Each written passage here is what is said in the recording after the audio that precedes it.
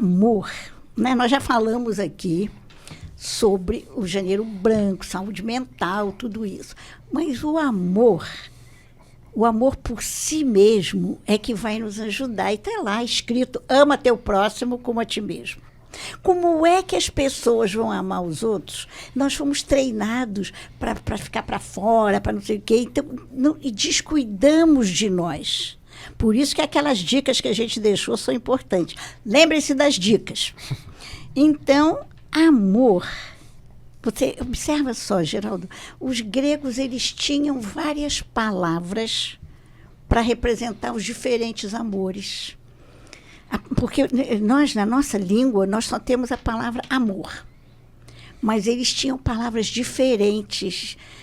Em alguns, se você for ao Google, você vai ver, alguns autores falam em 7 palavras, outros autores chegam a falar em 11 palavras, que aparecem lá nos fragmentos gregos, mas nós usamos na academia 4 palavras, que é o que se usa mais comumente, e na psicoterapia também. Porque isso, o amor aparece demais nas clínicas. O trabalho clínico, porque é preciso aprender a se amar. A maioria das pessoas, a gente falou um pouquinho de depressão, mas a gente vai voltar a falar, se você achar interessante, né?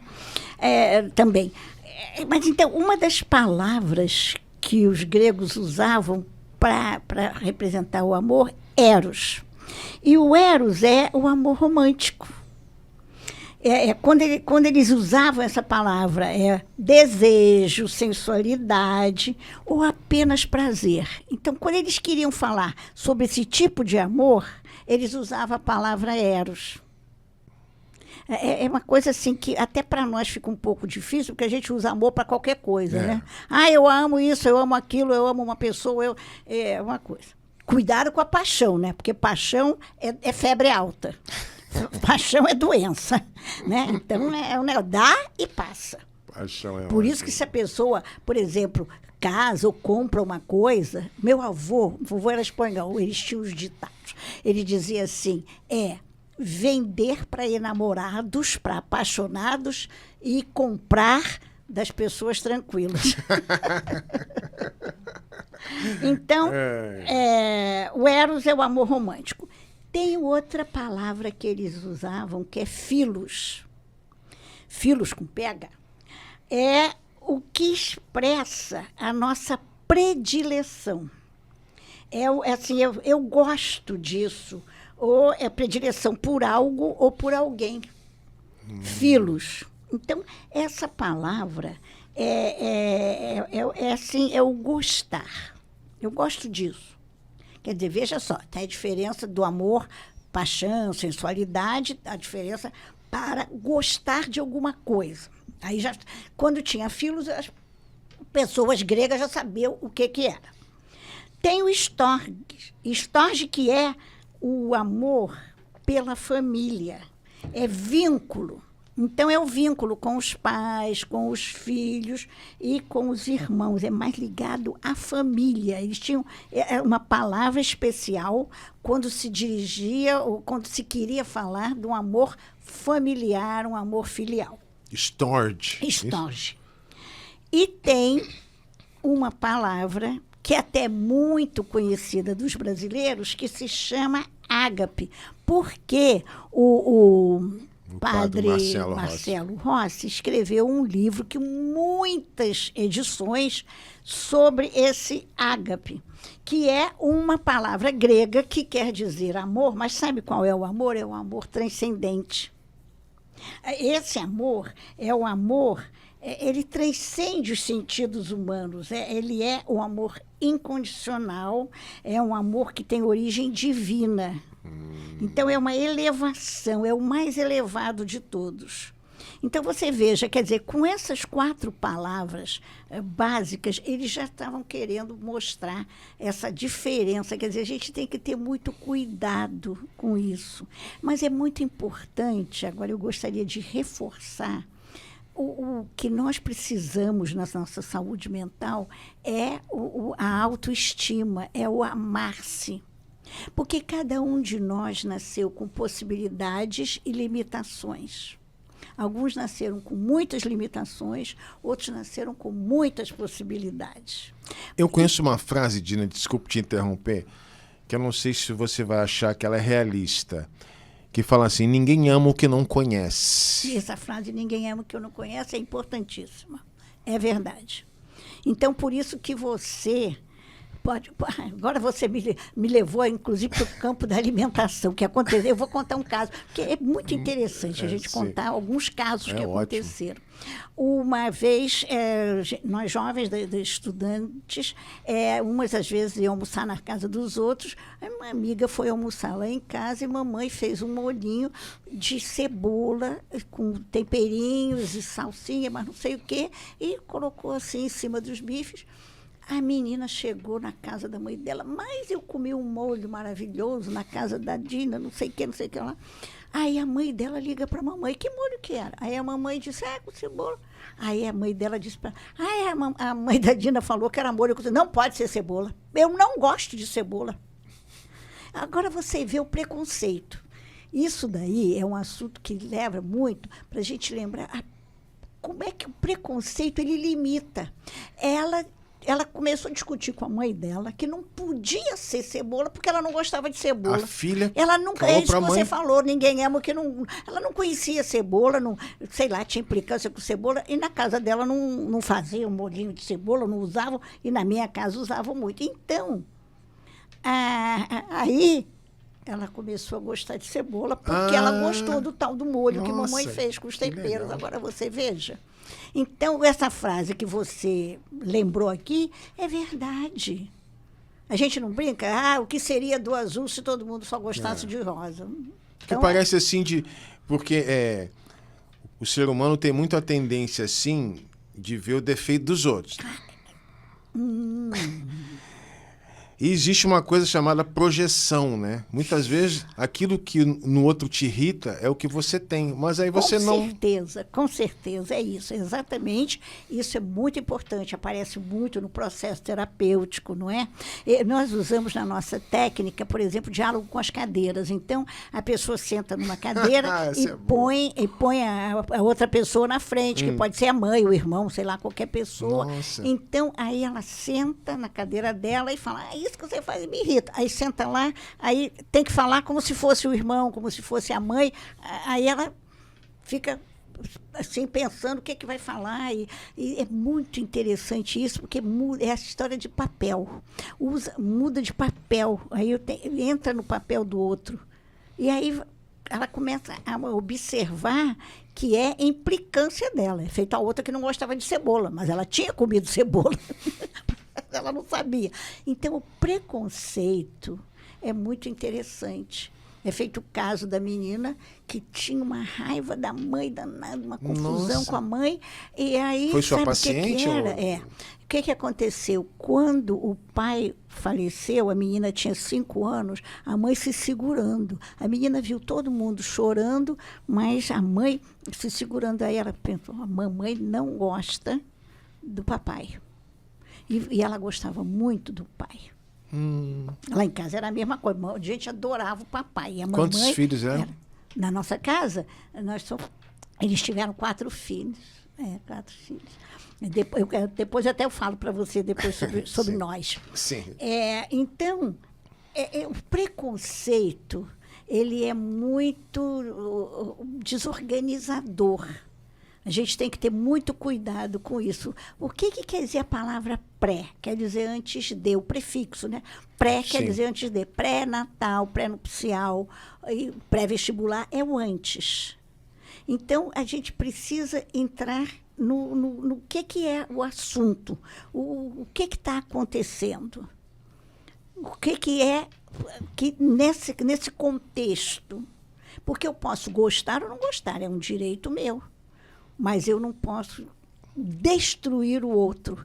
Eu posso discordar de você, mas você não é meu inimigo.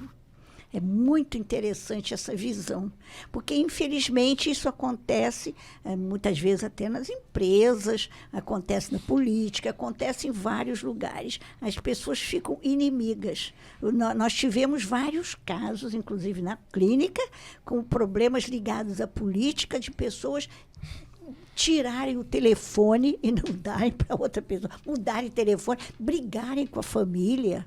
Então, tem Muito. Coisas que... Isso é preconceito. Até Quer dizer, hoje, né, você doutor? pensa diferente de mim. Então, você pensa de outra maneira, mas você é você. Aliás, agora, essa sua pergunta me fez lembrar, nós chamamos chama-se oração gestáltica. É uma oração, eu tinha, inclusive, isso escrito no consultório, muitos clientes, e depois eu vou contar um caso que aconteceu, porque nós temos muitos casos. Né? Muitas casas. Eu tinha no meu consultório, e que é assim, eu sou eu, você é você. Eu não estou nesse mundo para fazer as coisas de acordo com a sua vontade, nem você para fazer de acordo com a minha. Se nós nos encontrarmos, vai ser bom. Se não, você segue a sua vida, que eu vou seguir a minha. Então, é da Gestalt isso. Aí, vários clientes fotografavam. Teve uma que mandou fazer um espelho. Botou na casa dela. Quando o marido chegou, ele quebrou, Geraldo, o espelho. Meu Deus! Ele ficou tão aborrecido com isso. Agora você veja. Quer dizer, ela nem perguntou por que ela tinha feito aquilo. A moça fez, botou lá no hall de entrada, que ela achou muito... até ficou bonito, que ela me mostrou a foto. Ela tinha feito num espelho. O meu era um cartaz, uma... Como é que a gente chama isso? Um quadro. Que bota na parede, com as letras. O dela era um espelho, ficou tão bonitinho. Me quebrou o negócio. Agora você veja o que era o preconceito, né? Um negócio complicado. Então, acontece, né, na vida das pessoas essas coisas assim e que distanciam. Então, a gente, por que não se sabe fazer perguntas? Por que você fez? Espera a resposta do outro. Porque empatia não é você se colocar no meu lugar. Empatia é você me respeitar do seu lugar e eu no meu. A empatia é saber que o outro é o outro. O outro faz as coisas dele, que eu posso gostar ou não gostar. Até hoje, Geraldo, nós temos casos, e casos inclusive ligados à violência, você sabe que isso é um negócio sério, porque a pessoa fica com um outro ser que já mostra uma série de problemas, porque a fantasia daquela pessoa é que o amor vai mudar o outro. Não muda. Quanta gente casa pensando assim. Tem gente que casa, tem gente que fica, tem gente... Então, é um negócio muito complicado. Muito complicado. E por isso que é importante que a pessoa faça ou grupos terapêuticos, porque às vezes a leitura ajuda, mas depende. Tem coisas que a leitura não ajuda tanto assim. A Tem pessoa, que interagir, né? Tem que interagir, porque nós temos técnicas. Os psicólogos, nas suas diversas abordagens, eles têm técnicas. Então, foi até muito interessante. Como nós já falamos até aqui em Janeiro Branco, um dia eu estava falando com uma pessoa, eu perguntei, você sabe o que é Janeiro Branco? Aí ele vira assim, é Gestalt? Aí eu disse, mas eu não estou falando de escola nenhuma, eu estou falando de Janeiro Branco, que é sobre saúde mental, mas não estou falando de escola. Existem mais de 800 escolas, existem 5 grandes correntes e mais de 800 escolas. Então, eu não estou falando de escola. Cada psicólogo pode seguir o que quiser. E Dina Frutuoso faz o que a Dina Frutuoso faz. Essa coisa assim, eu vou aproveitar, Dina, que você está aqui, né? Porque conversar com alguém com experiência e sabedoria não é todo dia que a gente encontra, né? Obrigada. Porque eu percebo assim, por exemplo, eu tenho um amigo que ele tem opiniões totalmente divergentes às minhas. Aí eu falo para ele assim, meu amigo, você tem que respeitar a minha opinião. Mas às vezes sobe uma coisa na gente, não sobe? Mas aí... Quando o outro fala uma coisa... Isso, é engraçado, aí a gente tem né? que aprender uma técnica que nós trabalhamos muito no meu abordagem terapêutica, é a respiração. Quando você sente que prende a respiração, imagine que há um ímã puxando suas costas para trás, porque aí abre o seu pulmão, inspira na barriga, enche a barriga, Aqui, e aí porque aí vai para a sua criança interior, ela é acionada, é acesa. Se você observar o bebezinho, né, bem pequenininho, como é que ele respira? A barriguinha sobe e desce. É muito interessante. E nós perdemos isso com a couraça. Fica tudo aqui. Com a couraça da sociedade, das coisas, porque nós não podemos mostrar nossas emoções, assim, a gente tem que ter cuidado, aquilo tudo. Mas eu quero falar agora... Isso, ajeita o pano aqui. Eu quero falar agora de uma coisa que, para nós, ela está sendo muito usada, muito falada, que é um autor chamado Bauman. O Bauman nos fala, ele já faleceu, mas ele deixou material, ele deixou um livro importantíssimo, muito falado, que é sobre a fragilidade dos laços humanos. Então, nós hoje em dia temos esse esgarçamento, fica todo mundo reclamando, mas é no mundo inteiro. No mundo inteiro. Então, o esgarçamento da sociedade, o esgarçamento dos limites, o esgarçamento das famílias, das relações, porque tudo isso tem a ver com amor. E o nome do livro dele é Amor Líquido. Que então se dissolve, as coisas se dissolvem. As pessoas, você vê, e muitas pessoas, infelizmente, usam como modelo alguns influencers, algumas pessoas ou alguns artistas que não são modelo para ninguém. Eles ficam usando aquilo como modelo. Mas acontece que é a vida daquelas pessoas que não pode ser o seu modelo. E as mídias sociais ajudam nisso. É o que a gente diz. Você vê a frente do palco, não vê o back. Não vê o que a pessoa passa. E de vez em quando é isso. Alguns se suicidam, alguns morrem cedo, alguns vão fazer uma série de cirurgias e tem uma série de problemas de saúde. Porque a pessoa, há pouco tempo, teve aí, eu não me lembro qual foi a cidade, de uma falsa dentista, Geraldo.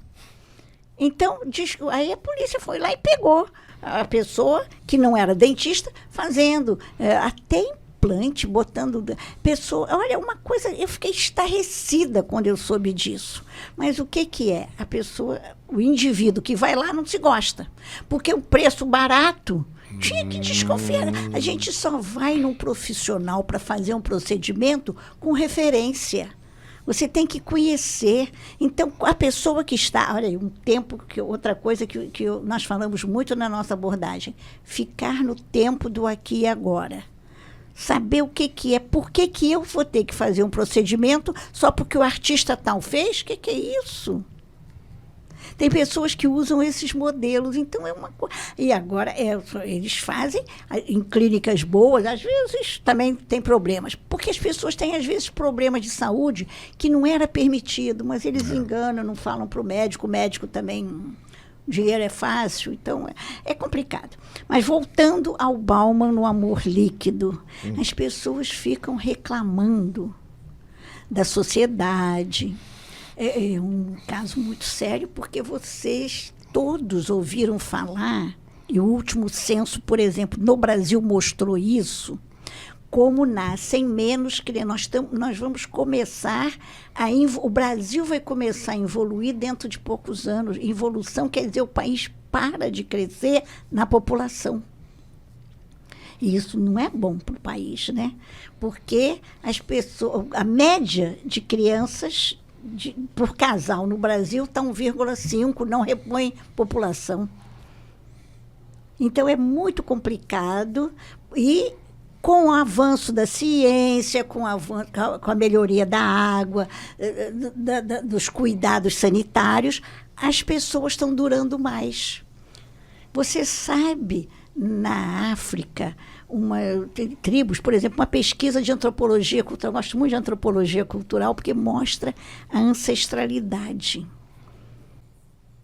Depois eu vou falar um pouco sobre isso.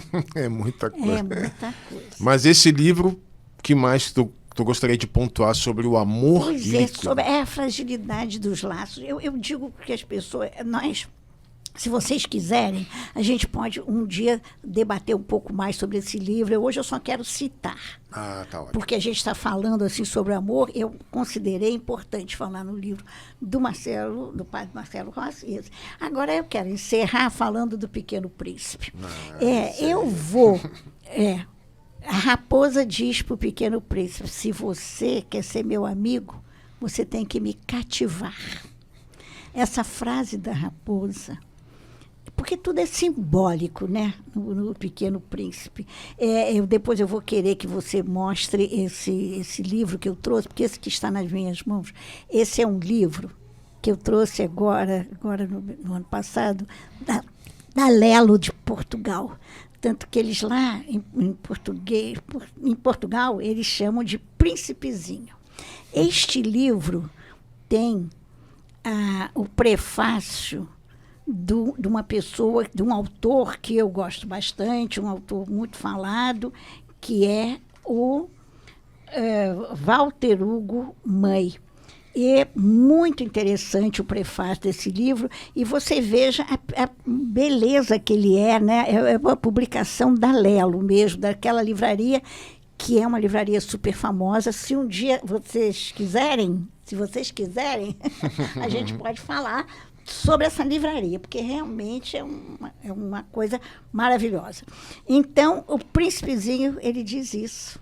Então, as pessoas precisam pensar isso. O que quer dizer, se você quer ser meu amigo, você tem que me cativar? Quer dizer, esse que você disse que é seu amigo, mas que tem esses problemas, ele cativou você em alguma coisa, em alguns outros pontos. Não sei se vocês são do mesmo time de futebol. Eu conheço ele há mais de 40 anos. Mas é do mesmo time de futebol? Coincidentemente. Não é coincidentemente. Isso já é... Vocês têm uma coisa que é... Olha aqui, aquele que eu falei, filos, que é o amor por algo, o amor por um clube. É muito interessante. Ele foi meu colega de escola, né, no primário. Então, tem algumas coisas em comum. E é muito importante a gente ter amigos. Eu quero encerrar agora aqui falando isso. A amizade, que, como o Geraldo lembrou do Filos, é muito importante. Ter pessoas amigas. E muitas pessoas na terceira idade, eles vão perdendo. Mas é muito interessante a gente ir vendo. E como dizem os antigos, amigos contam-se pelos dedos. A palavra amigo é muito importante. Se vocês quiserem, a gente vai falar sobre isso também aqui num próximo podcast.